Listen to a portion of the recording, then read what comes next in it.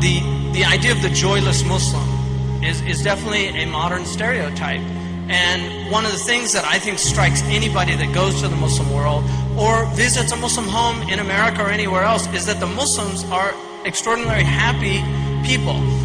We're not called Prozac Ummah. You know, I mean, some people have called America Prozac Nation.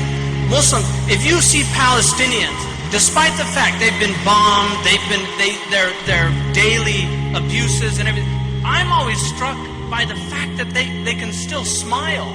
You know, that they still hold to that humanity. It's just something extraordinary. And that's why something that Ismail Farouqi said that really struck me. He once said, somebody was talking about the Muslims and being, you know, those joyless, and he said, have you ever seen Muslims suffer? You know, have you ever seen the dignity of the suffering Muslims?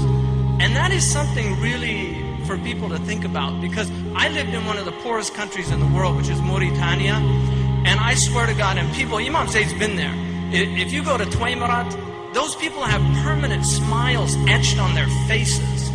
They're like the poorest people in the world, and yet the joy that I saw in them. I mean, I knew a man who literally, we took a trip once, it was about 6-hour drive, and he recited the Quran the whole way, and that was just his habit. But the whole time he was reciting, he had a smile on his face, and he was happy.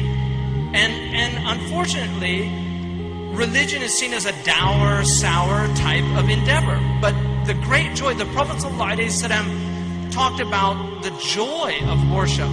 One of the things Abu Hanifa said about study, he said, if the kings knew the pleasure that we are in, they would fight us for it with their armies. The pleasure of study, of sacred worship, the pleasure of reciting the Quran. And art, music, all these things have their place in Islamic civilization. The Prophet ﷺ, I recently read something, one of these secular humanists said, no religion was ever founded by a man with a sense of humor. And I said, when I read that, well, you don't know our Prophet ﷺ. He had a wonderful sense of humor. We have jokes that he told that are still mentioned on mimbars today. He had a court jester, Nu'ayman, who he loved. And Nu'ayman was I mean, if he existed today in the Muslim community, they'd chase him out of the masjid.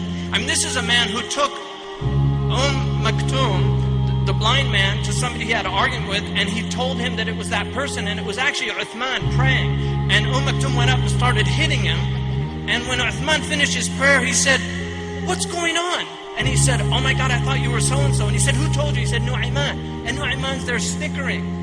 I mean, if we had a character like that in the Muslim masjids today, but the Prophet not only put up with him, he laughed with him, he smiled with him. One of his names, Imam Suyuti records one of his names, Al-Dhahak, the laughing Prophet.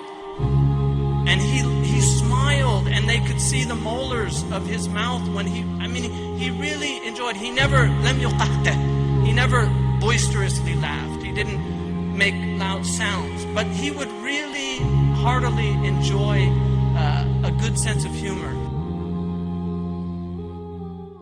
Isn't it so funny how we all walk around, never even thinking of the days under the ground, the drive and ambition taking over our lives. For this world, for the fame, for the power do we strive.